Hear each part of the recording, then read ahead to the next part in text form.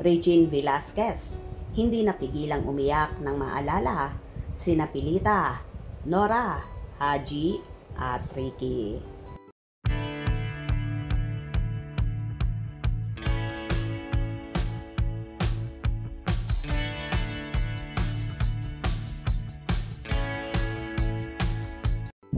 Hindi napigilan ni Regine Velasquez Alcacid na mapaluha sa sobrang lungkot sa sunod-sunod na pagkawala ng kinikilalang artist sa local showbiz na sina Pilita Corrales, Nora Honor, Haji Alejandro at Ricky Davao.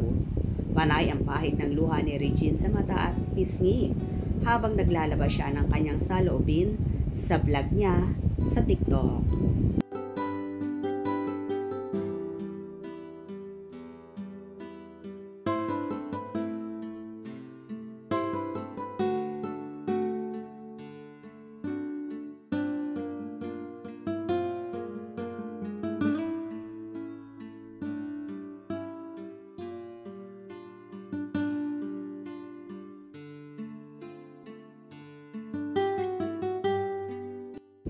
Nakapatrog ba si Regine at nakabalot ng tuwalya ang kanyang buhok mula sa pagligo? Kwento niya, kagagaling lang niya sa ASAP live show nila at habang nasa dressing room sila ng kaibigang si Shasha Padilla, nagkaiyakan na sila sa lungkot. Hindi malubos maisip ni Regine ang pagkakasunod-sunod na pagkawala ng mga nabanggit na mga singers at maging ang artistang si Ricky. Patuloy niya, si Pilita, Nora ay nakasama niya sa ilang mga trabaho. Nakalakihan niya ang pakikinig at paghanga sa mga ito bago at noong mga awit na siya. Hindi niya matandaang nagkaroon sila ng collab ni Haji, pero nakita niya ito sa tribute na ginawa sa huli sa ASAP noong nakaraang taon. Pagbabalik tanaw naman ni Regine kay Ricky, gumanap pa itong tatay niya sa isa niyang dating serye.